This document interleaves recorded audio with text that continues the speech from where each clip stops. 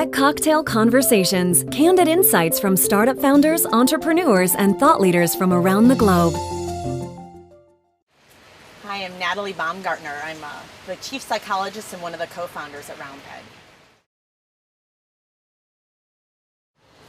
Well, there is no one right culture. I think that's really important for people to understand. I think what's most critical in terms of having a successful culture is understanding what that culture is. And we try to keep things simple. We think about 3 to 5 core values, and then ensuring that everything you do, your communication, your hiring, the development and engagement of your people is aligned around those values. There is an increasing trend in whether culture is important.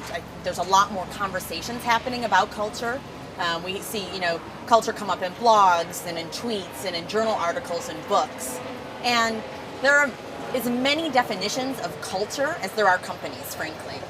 So we talk about culture in terms of a really simple definition, and we think that's important that we all have that common definition. And we just think of culture as how you do things in your company. I think one of the biggest mistakes that companies make when they're trying to figure out their culture or refine their culture is assuming that the values or the culture vision that the leadership creates when they go on their isolated offsite is the culture. And we think of that as a culture plan. But culture is really driven by the individuals that make up an organization. So we have about 5 decades of personality research that demonstrates that we're all pretty hardwired by the time we reach adulthood in terms of our core personalities.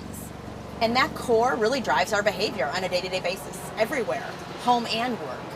So in order to really understand what a company's culture is actually, you need to understand what core values your people hold in common as personal values. That's how your company's really living and breathing today.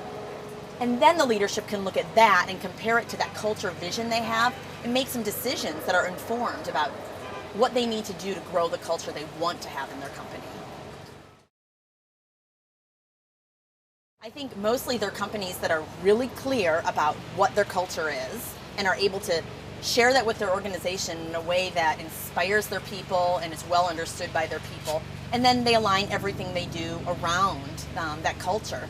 And I mean, clearly we're here today and talking with Tony and Zappos. Zappos is, I say I'm in the culture mecca.